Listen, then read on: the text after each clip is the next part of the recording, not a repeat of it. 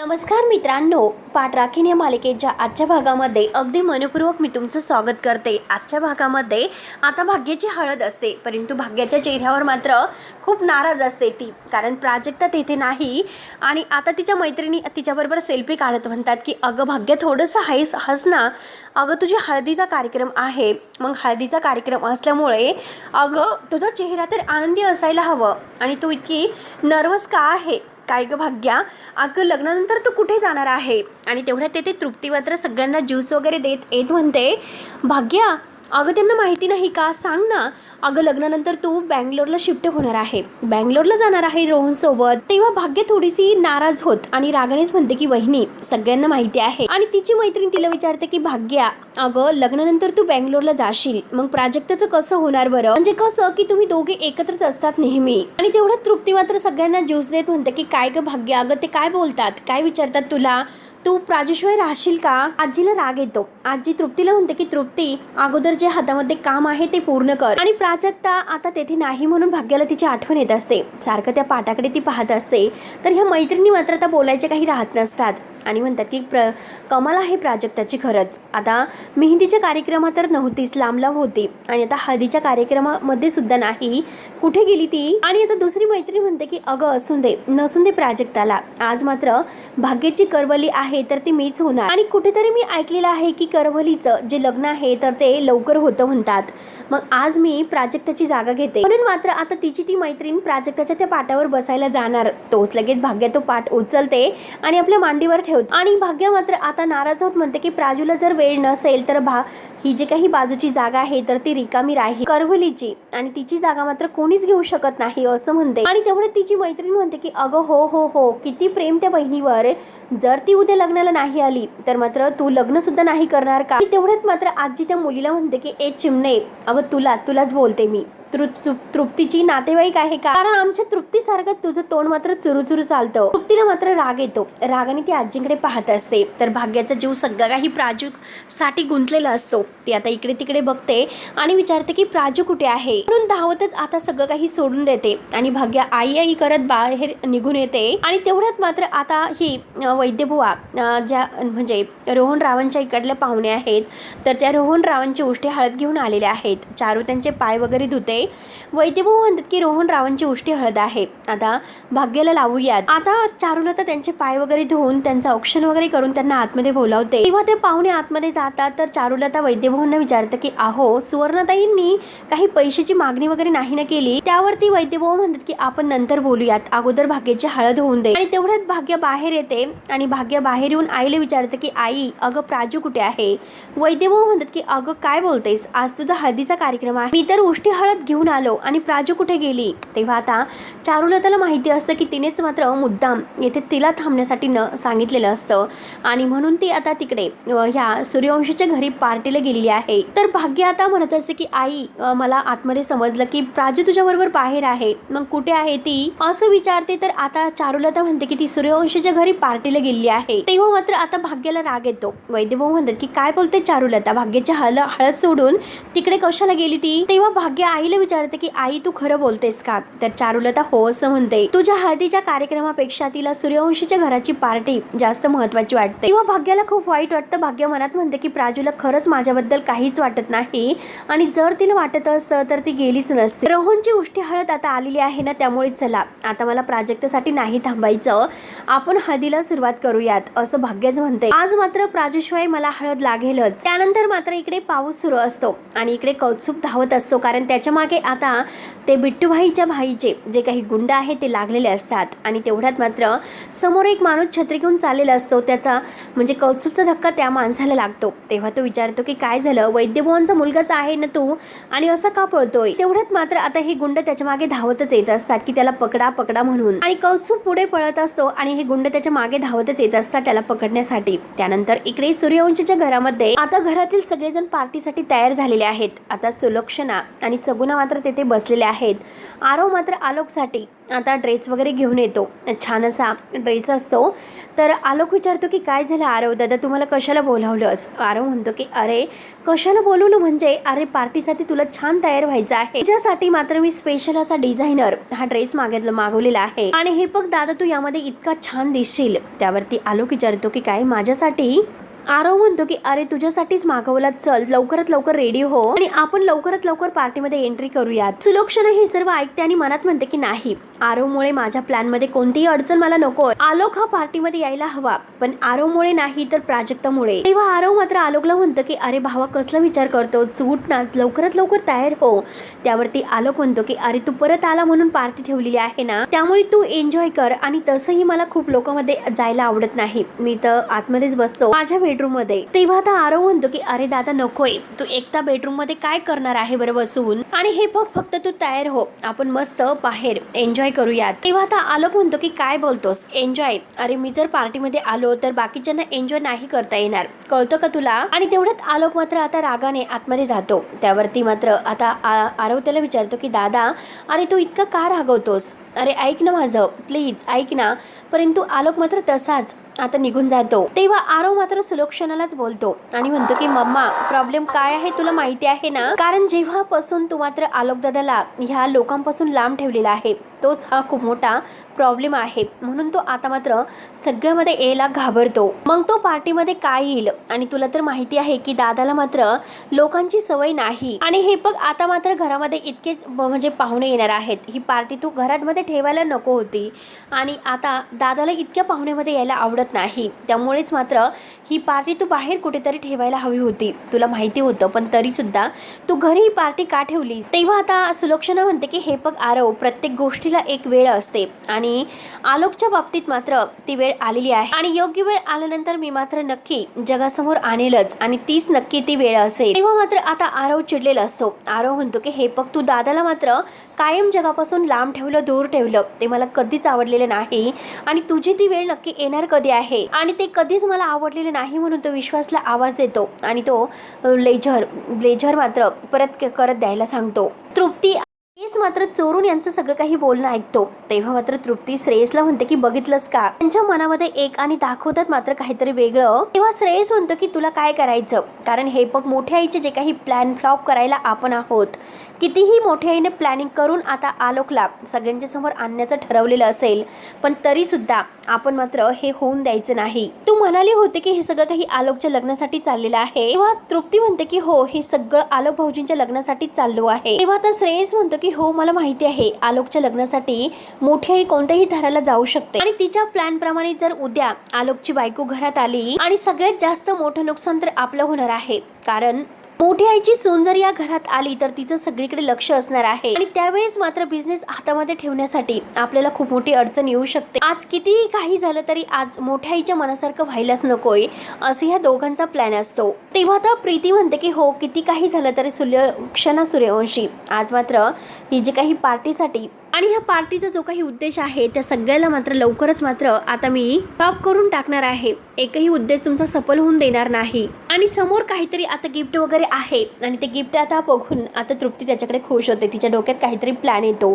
त्यानंतर सुलोक्षणा आणि आता ही सगुणा तेथेच बसलेले आहेत. आता सुलोक्षणाला असं वाटत असतं की सगळं काही ठरल्याप्रमाणे होणार आहे, ती म्हणते सुद्धा सगळं ठरल्याप्रमाणे होईल. तेव्हा आता इकडे सगळी काही पार्टीची तयारी झालेली आहे आणि आता प्राजक्ता तेथे त्या पार्टीत आलेली आहे आणि आता मात्र प्राजक्ता तेथे उभी असते, इकडे तिकडे पाहत असते आणि तेवढ्यात आरव हा तयार होऊन बाहेर येतो. पाहुण्यांशी आता तो हात वगैरे मिळून मात्र भेटत असतो, सगळ्यांना वेलकम करत असतो आणि तेवढ्यात मात्र आता तो पिण्यासाठी ड्रिंक्स वगैरे घेतो आणि प्राजक्ताकडे बघत असतो. त्याचं लक्ष प्राजक्ताकडे जातं तर प्राजक्ताला जवळ बोलवतो. प्राजक्ता आता त्याला लांबून डन असं करते. प्राजक्ता मात्र आता इकडे तिकडे बघते, तिला घाबरल्यासारखं होत असतं. ती मनात म्हणते सुलोक्षणा मॅडमने मला इतक्या प्रेमाने तो ड्रेस दिला होता, तो ड्रेस नेमकं मी कुठे ठेवला तेच मला नाही आठवत. एवढी मोठी पार्टी आहे आणि ह्या पार्टीमध्ये मी अशीच इथे निघून आले आणि नक्की मी काय करू, म्हणून मात्र आता ती विचार करत असते. आणि तेवढ्यात समीर आणि समीरा तिच्याजवळ धावतच येतात, तिला घट्ट मिठी मारतात. प्राजक्ता त्यांना बघून खूप खुश होते आणि म्हणते की अरे समीर आणि समीरा तुम्ही दोघंही किती छान दिसतात, तेव्हा समीरा म्हणते की थँक्यू टीचर. समीर विचारतो की आम्हाला वाटलं होतं की तुम्ही पार्टीला नाही येणार. प्राजक्ता म्हणते की असं कसं, समोर समीराच्या घरी इतकी मोठी पार्टी आहे, मग प्राजक्ता टीचर नाही येणार असं कसं होईल. तेवढ्यात मात्र प्राजक्ता मुलांशी गप्पा करत असते. तर आता हे तृप्ती आणि श्रेयस बाहेर येतात. तर प्राजक्ताला बघून त्यांना खूप राग येतो. श्रेयस तृप्तीला म्हणतो की बघ शेवटी ही आलीच. तर लगेच ही तृप्ती म्हणते की हो ना, आता हिचे मोठ्या आईचे जे काही प्लॅन आहे तर ते मात्र आता मोठ्या आईने आखलेले असतील. त्यावरती श्रेयस म्हणतो की आता पण ही आली, आता काय करायचं. त्यांनी ठरवलं तसं आलोक सुद्धा आतमध्येच आहे. आलोक मात्र आता रूम मध्ये असतो आणि तो पुस्तक वाचून मात्र खूप वैतागलेला असतो. काय करावं तेच त्याला कळत नसतं. तो सारखा डोक्यामध्ये आता अगदी टेन्शन झाल्यासारखं करत असतो. तो इकडे तिकडे उठतो आणि इकडे तिकडे उठून मात्र फिरत असतो. आता पार्टीमध्ये जो काही कर्कश आवाज आहे त्या आवाजाने मात्र त्याला खूप त्रास होत असतो. त्याचं कशातच मन लागत नसतो. तो पूर्णपणे आता बेचैन होऊन जातो आणि जोरात आता त्या कर्कश आवाजाने तो आपले कान दाबतो. त्याला इतका त्रास होत असतो. कान बंद करून सुद्धा मात्र तो काही आवाज त्याच्या कानावर येतच असतो. तेव्हा वैतागून जातो. इकडे मात्र हळदीच्या कार्यक्रमासाठी आता रोहनची हळद उष्टी आलेली आहे. तर चारुलता मात्र आता सगळी काही हळदीची तयारी करते आणि प्राजक्ताचं अगोदर औक्षण करते आणि चारुलताचे डोळे भरून येतात. औक्षण करता करता ती म्हणते की उद्यापासून तू आमची नाही तर कामत होणार आहे. आणि त्यानंतर मात्र आता प्राजक्ताला त्या भाग्याला हळद लावायची सुरुवात होते. सगळेजणी हळद लावत असतात. भाग्य आता म्हणजे खुशोद आहे असं दाखवते, पण तिला प्राजक्ताची आठवण येत असते. सगळ्या बायका पाहुण्या सगळे काही हळदीला आलेले असतात. सगळेजण खुशोद भाग्याकडे बघत असतात, पण प्राजक्ताची तेथे कमी असते. प्राजक्ता नसते. कौतुक सुद्धा तेथे नसतो. तेव्हा वैद्यभावांच्या लक्षात येतं. वैद्यभाव आता तृप्तीला विचारतात की अगं तृप्ती, कौतुक कुठे आहे, कुठे गेला तो. तेव्हा आता तृप्ती म्हणते की माहिती नाही, पण सकाळपासून जरा लग्नाच्या गडबडीत आहे, खूप कामसू आहे ना तो, त्यामुळे काहीतरी काम असेल. तेव्हा आता वैद्यभाव शांत होतात. तृप्ती त्यानंतर भाग्याला हळद लावायला येते. आता एका मागून एक सगळेजणी हळद लावत असतात. तेव्हा आता सगळ्यांची हळद लावून झाल्यानंतर वैद्यभाव भाग्याला हळद लावण्यासाठी पुढे येतात. तेव्हा आता बाबांना बघून आता भाग्याचे डोळे भरून येतात. बाबा मात्र भाग्याचा अगदी गाल वगैरे तिच्या चेहऱ्याला हात लावतात आणि म्हणतात की कालपर्यंत बाबा बाबा म्हणत हात धरून चालणारी माझी चिमणी नवीन घरटं बांधण्यासाठी उद्या मात्र नवीन आकाशामध्ये भुरकून उडून जाणार आहे. तेव्हा आता भाग्याचे डोळे भरून येतात आणि बाबांचे सुद्धा. सगळेजण पाहत असतात आणि तेवढ्यात बाबाही हळद लावायला घेतात आणि आपल्या लाडक्या लेकीला ते हळद लावतात. सगळ्यांचे डोळे भरून येतात. त्यानंतर आजी पुढे येते. आजी मात्र आता रडतच म्हणते की माझी भाग्या, तुला कुणाची नजर लागायला नकोय. आणि आता तृप्ती सगळ्यांना हळद लावायला घेते. हळदीचा एन्जॉय सगळेजण आता करत आहे, परंतु भाग्याचे डोळे भरून येतात आणि त्या पाटाकडे तिचं लक्ष जातं. जेथे मात्र आता प्राजक्ताची जागा असते त्या पाटाकडे ती पाहत असते. तिचे डोळे भरून येतात. सगळेजण आहेत, परंतु तेथे प्राजक्ताची कमी असते. ती सारखी त्या पाटाकडे पाहत असते आणि आता भाग्याला मात्र प्राजक्ताची फारच आठवण येत आहे. आतापर्यंतचे एकमेकींच्या सोबत घालवलेले प्रत्येक क्षण तिला आठवतात. तिचे डोळे भरून येतात. तिला काही कळत नसतं. तेव्हा मात्र आता भाग्य रडत असते, कारण प्राजक्ता आज इतक्या आनंदाच्या क्षणाबरोबर तिच्या सोबत नाही याचं तिला फार वाईट वाटतं. आणि सगळे काही आतापर्यंत घडलेले तिच्यासोबत घालवलेले प्रत्येक क्षण तिला आठवतात. आणि त्यानंतर मात्र आता भाग्य तिच्यावर जे काही रागावलेली आहे की मी बघेन माझं काय करायचं आहे. कारण रोहन बरोबर जेव्हा आता प्राजू ही बोलायला गेली त्या बाबतीत मात्र आता घरच्यांनी तिचा जो काही गैरसमज वाढून ठेवलेला आहे ते सगळं काही मात्र तिला आता आठवते. आणि ती भाग्यावर किती चिडलेली असते हे सुद्धा मात्र तिला आठवतं. आपणच आता प्राजक्तावर किती चिडलो. तेव्हा आता मात्र तिला ते आठवल्यानंतर ती मनात म्हणते की प्राजू हे बघ, मी जरीही तुला म्हटले असेल पण तरी सुद्धा तू आज इतक्या आनंदाच्या क्षणात माझ्यासोबत थांबायला हवं.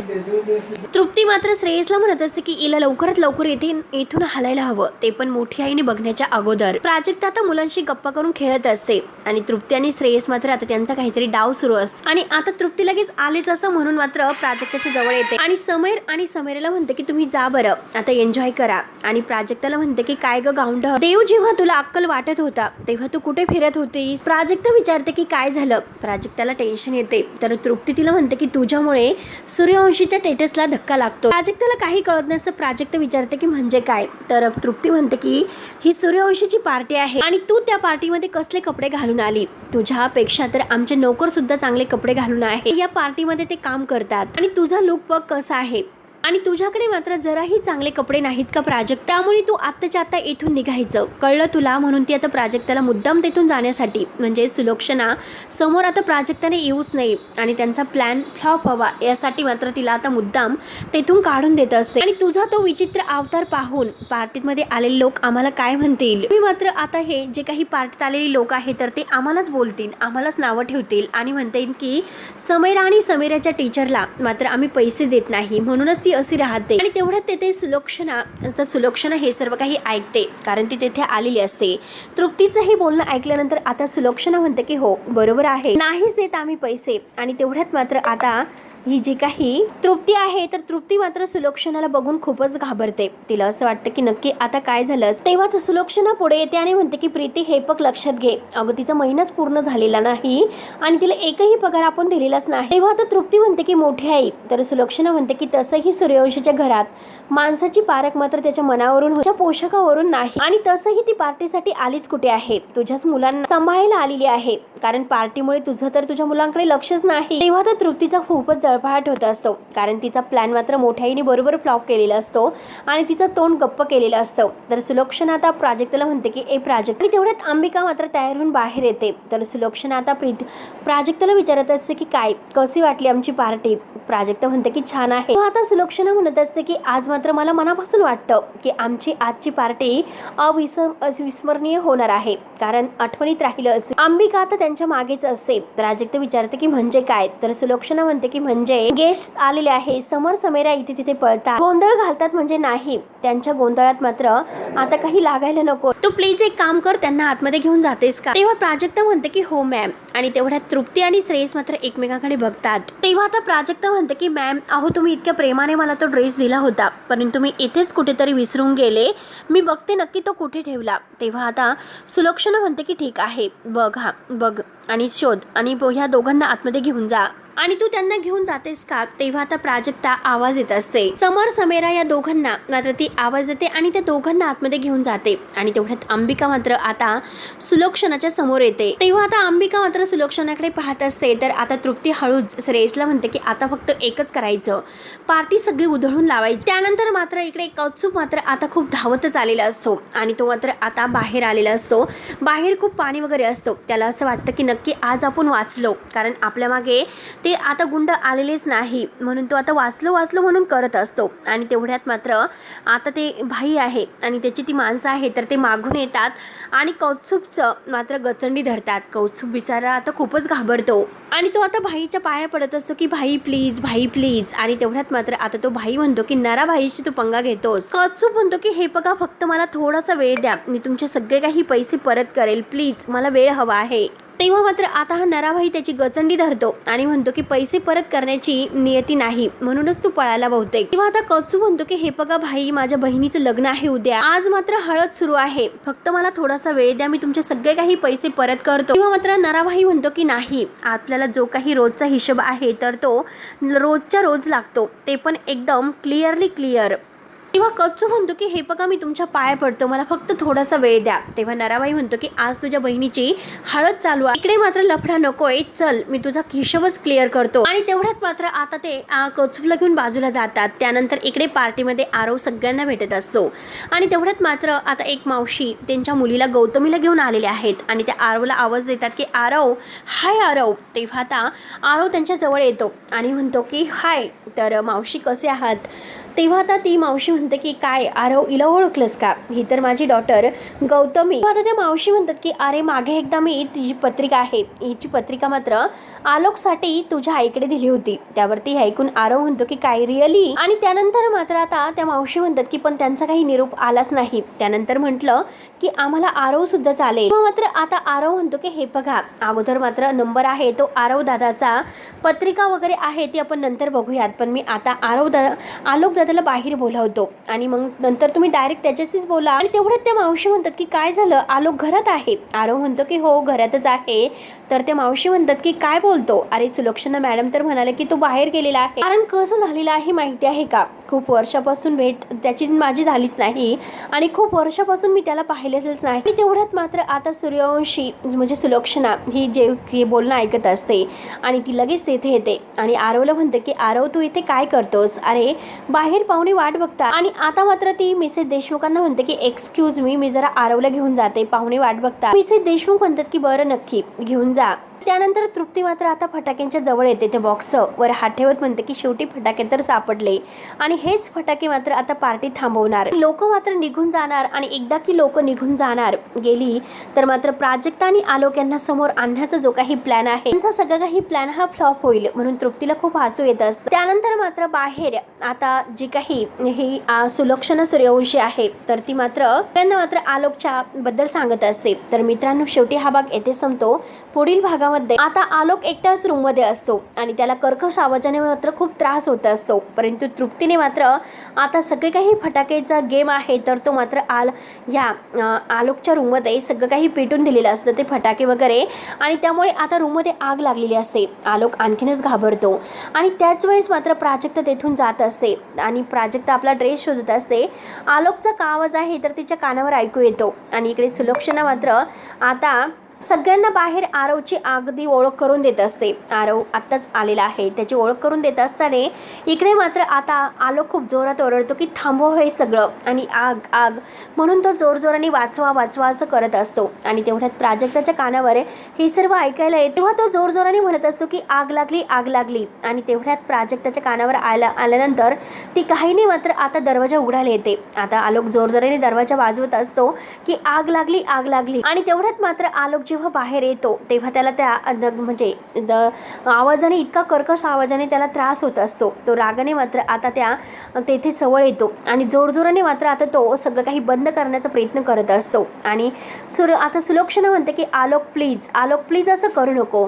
आणि प्राजक्ता हे सर्व काही ऐकते आणि म्हणते की आलोक सूर्यवंशी तर तुमचा मोठा मुलगा आहे तर. आणि आता आलोकला मात्र सगळ्यांनी धरलेलं असतं. आरवने श्रेयसने आणि त्याला धरून ते आवरण्याचा प्रयत्न करत असतात आणि प्राजक्ताच्या समोर हे सगळं घडलं गेलेलं आहे. तेव्हा मित्रांनो आता पुढे नक्की काय होईल बघायला विसरू नका. तोपर्यंत धन्यवाद.